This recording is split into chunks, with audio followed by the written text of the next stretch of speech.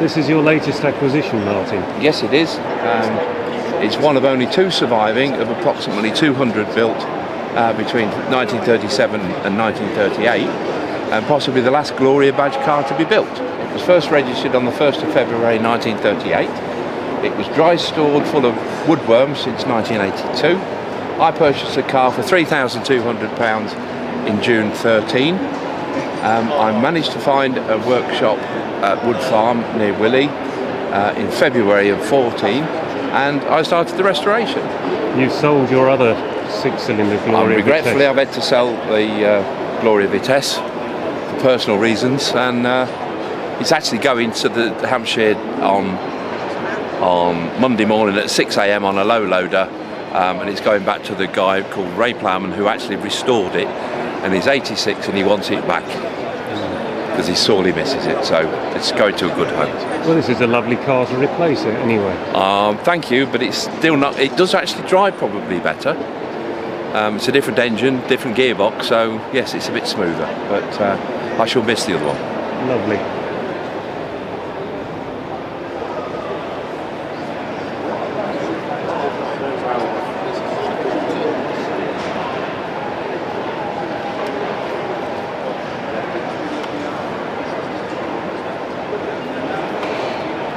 That's where you step up to the sticky seat.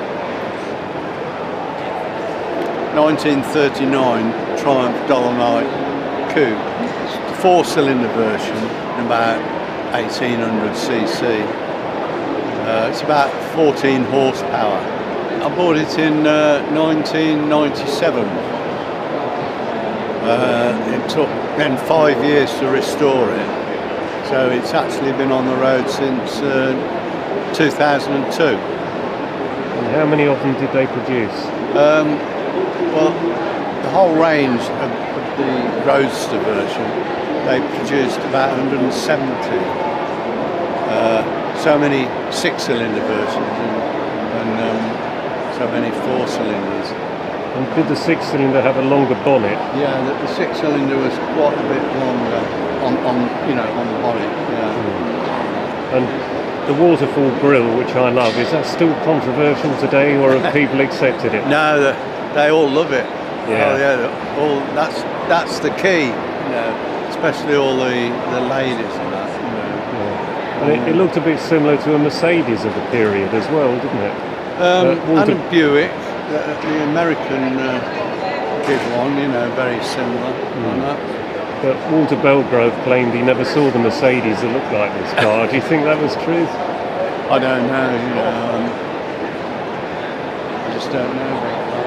But very vulnerable because they're made of Mazak.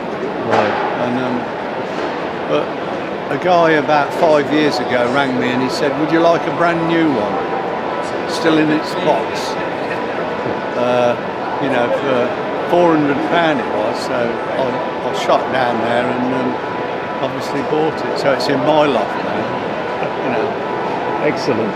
And was it a car you'd always wanted? Yeah.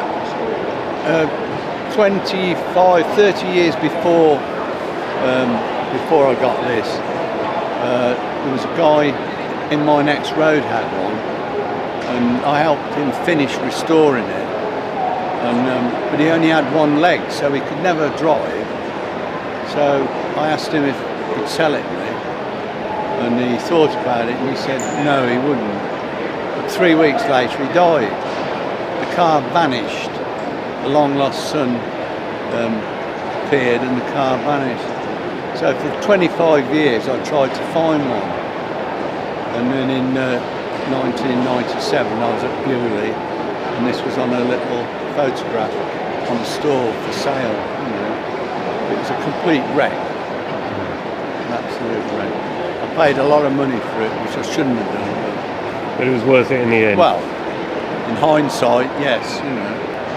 And I think the back of the car, I think the back of the car is absolutely wonderful, the shape. And apparently they designed this body in 4.5 months in 1937, trying to hit the American market.